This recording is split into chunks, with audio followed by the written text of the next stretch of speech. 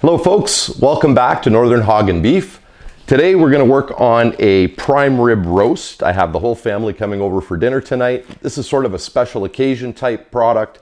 It is an expensive cut of meat, so you really want to make sure that you do it right. There's a lot of work in the prep, but then it's a really simple cook. And we're going to shoot for about a 6-hour cook, and then we're going to have it rest probably for around 30 minutes when we're done. So right away here, I'm going to just jump right into it. We have a lot of work to do on the prep. So I'm going to move some of these things out of the way, and we're going to have a look at what it takes to prepare. You can see there's a lot of fat on the top of this rib roast. So we want to clear away some of that fat. So there's plenty of fat inside of the roast. So what we want to do is just trim away some of that excess. Maybe we'll use a little smaller knife for this. We just want to trim away some of that excess fat. So I'm going to work on that for a little while, and we're going to come back. And when we come back, we're going to have this all set up, ready to get it all prepared. Today we're going to do a rosemary, sage, and thyme in a butter and garlic rub, and we're going to infuse the roast with actual cloves of garlic. It's going to be fabulous. We'll see you in a minute. So what we're doing today is we're going to put this butter glaze onto this rib roast. So there's a bunch of different beautiful fresh herbs that we're going to put together, and we're going to prepare some garlic, get that all together so that we've got everything ready to glaze up that rib roast. So what I have here is I have rosemary, thyme, and sage, some crushed garlic, all of which is going to go into the butter. So we'll get to work on cutting this up, and we'll see you in just a minute.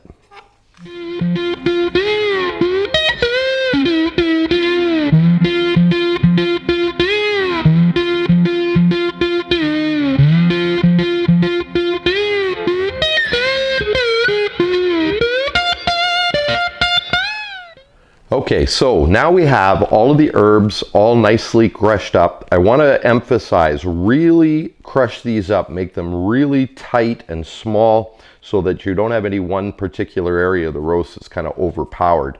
So we're just going to get ready and put all of this together with our butter and get this all prepared. So what we're going to start with is, we've started off with some butter. I've actually heated it up for about 10 seconds just to make it pliable in the microwave.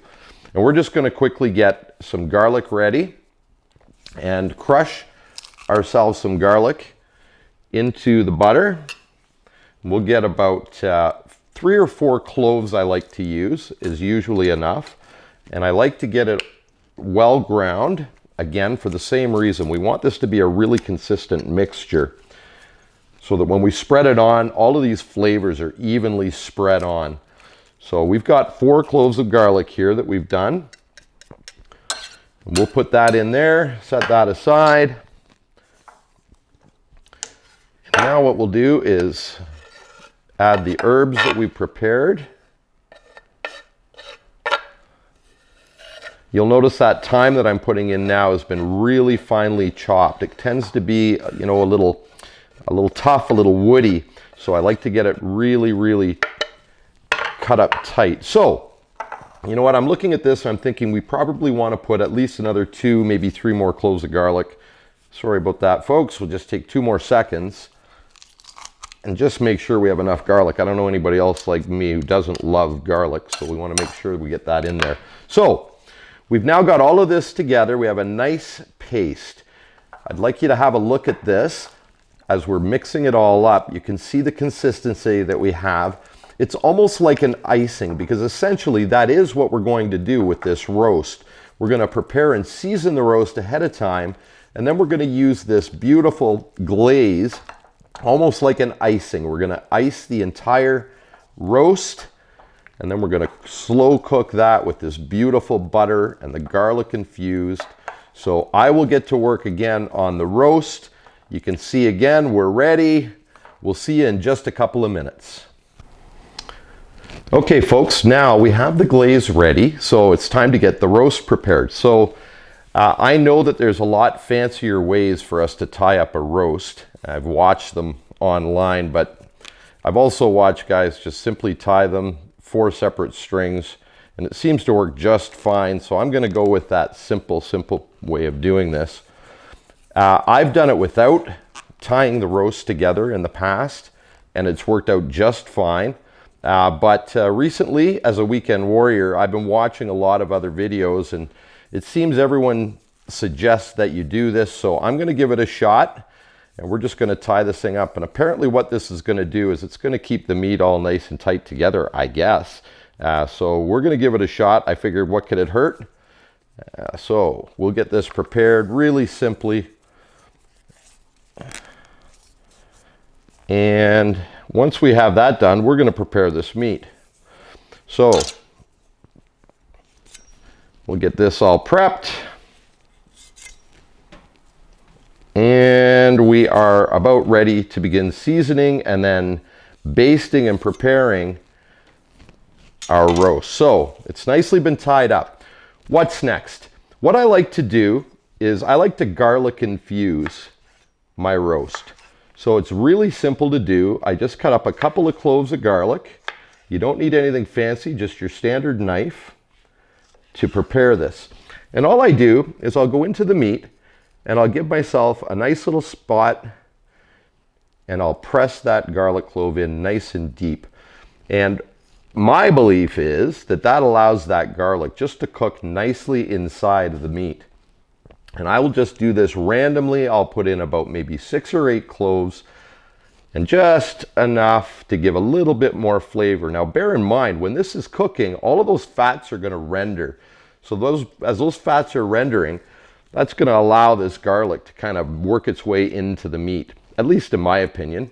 And I've done it before. I really enjoy what it does for the added flavor of the meat. You take the smoke, the garlic, the rosemary, the thyme, the sage, all of those things combined with an infused garlic. It's just an added little kick in my opinion. So I think we'll put one more in and that ought to do it. So we've now infused this with garlic, which is going to allow it to do a little bit more, allow it to have a little more flavor. Next thing I want to do, as always, is I'm going to season it a little bit. And I don't want to overdo this. I just want to give it a little bit of the regular seasonings. I always find that you can't have enough seasoning on a piece of meat to make it nice. We'll do this to both sides. And then what I like to do is I like to put a little bit of rub. That just gives it that little bit of kick before we put all the herbs on that we're going to put on. So you can see it's just a very, very light portion. We'll do this to both sides.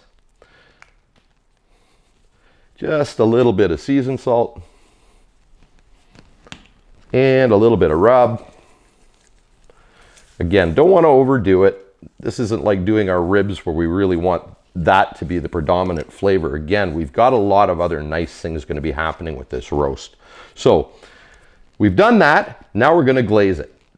So you'll remember that we did this glaze up, and I'd like you to have a look at the consistency. Again, it's a bit like an icing.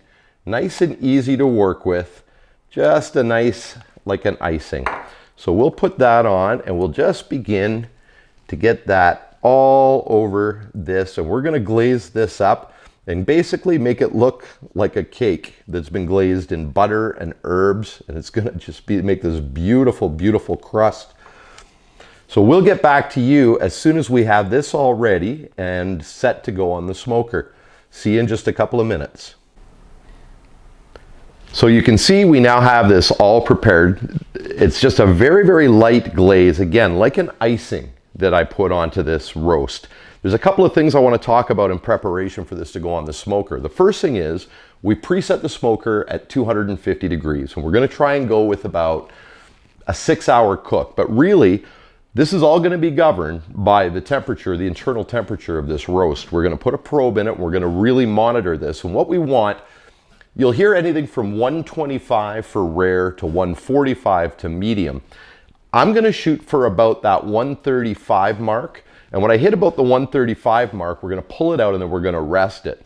So that's the first thing, 250. I'm hoping for 6 hours. We're going to let you know what happens because the probe is going to tell us where we're at.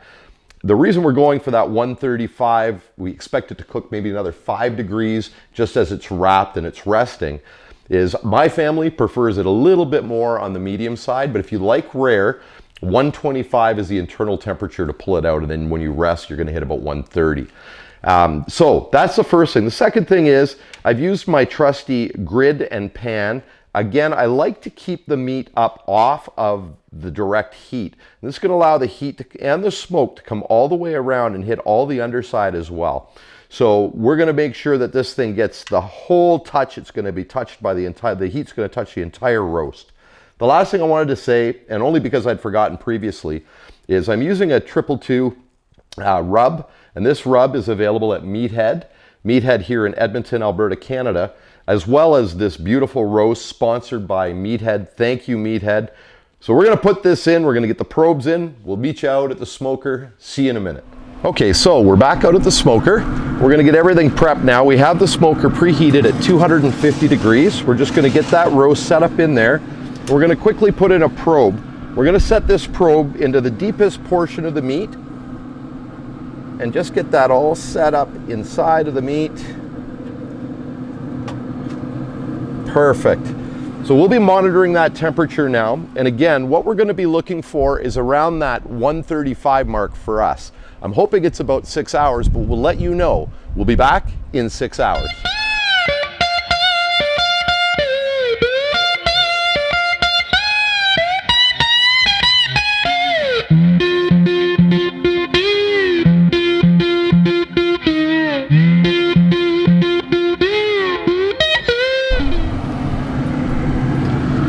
So it's been about 4 hours. We had the temp set at 250 all the way through this cook. We really had to maintain that. It's a little chilly out today, so it made it a little bit tricky.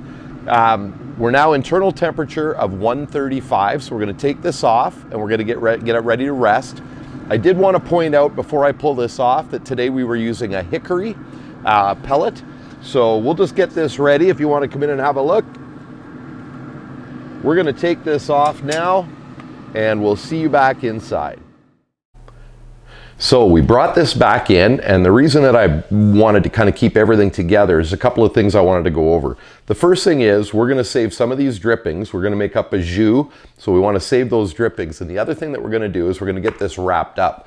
So I said at the beginning of this video I thought it would be about a 6-hour cook, and as it turned out, you can't argue with the meat. The meat's told us that it's at the temperature, so we pulled it off at 4 hours.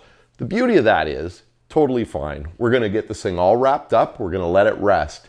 You never want to just cut into a piece of this type of roast immediately off of the smoker. What you want to do is you want to allow it to rest at least 30 minutes. The beauty is we can let this rest up to an hour and a half, which is when my family will be here, and then we'll get to work on eating it. So let me just get this sorted out. I've got some parchment paper here, and I actually want to acknowledge something. I actually was told by a friend recently that perhaps there was a chance that just using tinfoil might cause some sort of damage. They made reference to Alzheimer's. Regardless, why chance it? I'm just going to wrap this in parchment paper first, and once we have that wrapped in parchment paper, we'll then expose it to the tin foil, and it's not going to matter. So I've got a couple of pieces of tin foil here already ready. We'll get this all wrapped up.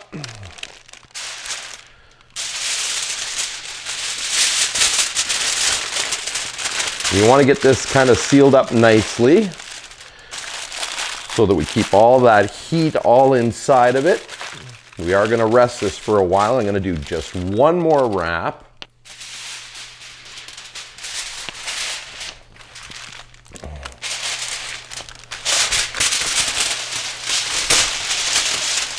Perfect.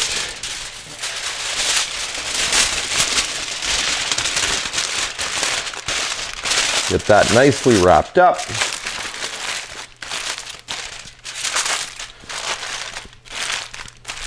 Now for that, we're going to wrap this into a towel, and we're just going to put it into a cooler, and we're just going to let it sit there. While we're doing that, I'm going to quickly just take these leftover juices, and you can see that there's not a lot here, but there is some of that butter that we started with and some of the juices, the natural juices that have come from the meat. So we're going to just take and save some of that, which is going to go really nicely with our jus. Some of those natural fats that have rendered off during the cook. So that's going to be it. The next time we come back here in just a moment, we'll be cutting this up. The jus will be ready. My family will be here. We'll take a quick video of everybody enjoying that. And of course, my son Kelly, he gets the first test. We'll see you in a bit.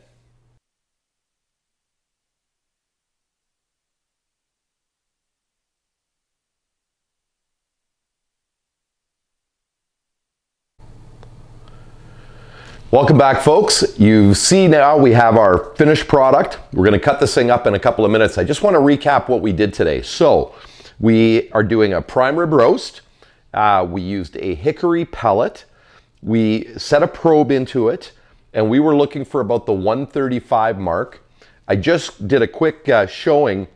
After resting for about a good hour and 20 minutes, my family are here now. I just wanted to check the internal temperature, and sure enough, it cooked about another 5 to 7 degrees while it was resting, so it's just perfect right now.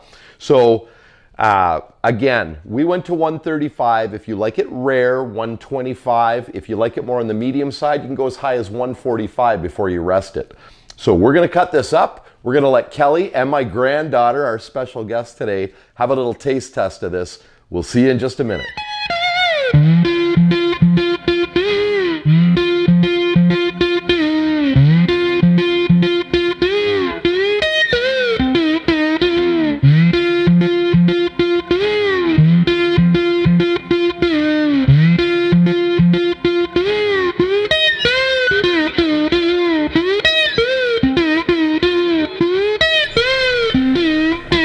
So now it's test time. We're going to find out if this actually worked. You can see from the cut, it looks like it's done perfectly. Sort of a medium rare. A little bit of the blood and the juices, so it looks great. Kelly, taste time, son. Oh, look at that. Come on and have a look at this. Nice and juicy. Falling apart. Looks nice. Kelly, you tell me. Let's try her out. How'd we do?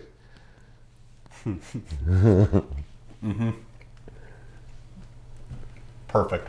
It's pretty hard to screw up a prime rib, hey, Kelly? That's pretty good. Yeah. It's very good. All right. So, folks, please, if you enjoyed what you saw today, if this worked for you, number one, we want you to try it at home. And second of all, we really want you to push like on that button, and also please subscribe. We'll see you next time when we find something else to cook up for you. It's super yummy, yummy, yummy, yummy. Is it super yummy, Amelia? Yeah. Yeah. This is what it's all about. Family dinner. Northern Hog and Beef Barbecue.